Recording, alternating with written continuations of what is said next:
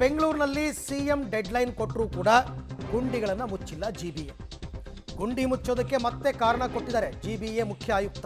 ಏನಂತ, ಅಂದಾಜು 15,000 ಗುಂಡಿಯನ್ನು ಮುಚ್ಚಿದ್ದೇವೆ, ಇನ್ನೂ 3-4,000 ಗುಂಡಿಯನ್ನು ಮುಚ್ಚಬೇಕಿದೆ ಹೀಗೇ ಹೇಳ್ತಾರೆ. ಮಳೆ ಕಾರಣದಿಂದಾಗಿ ಗುಂಡಿ ಮುಚ್ಚೋದು ವಿಳಂಬವಾಗಿದೆ. ಅಂಥ ಮಳೆ ಏನು ಬಂದಿಲ್ಲಪ್ಪ ಇತ್ತೀಚೆಗೆ.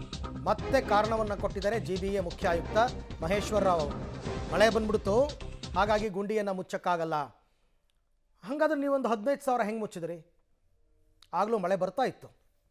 ಒಟ್ಟಿನಲ್ಲಿ ಕಾರಣಗಳನ್ನ ಕೊಡ್ತಾ ಇದ್ದಾರೆ ಅಧಿಕಾರಿಗಳು.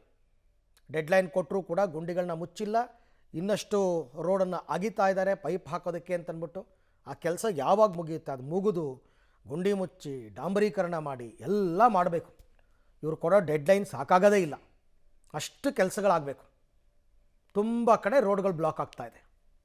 ಸೊ ಈಗ ನೋಡಿದ್ರೆ ಕಾರಣಗಳನ್ನ ಕೊಡ್ತಾ ಇದ್ದಾರೆ, ಸಬೂಬ್ ಕೊಡ್ತಾ ಇದ್ದಾರೆ.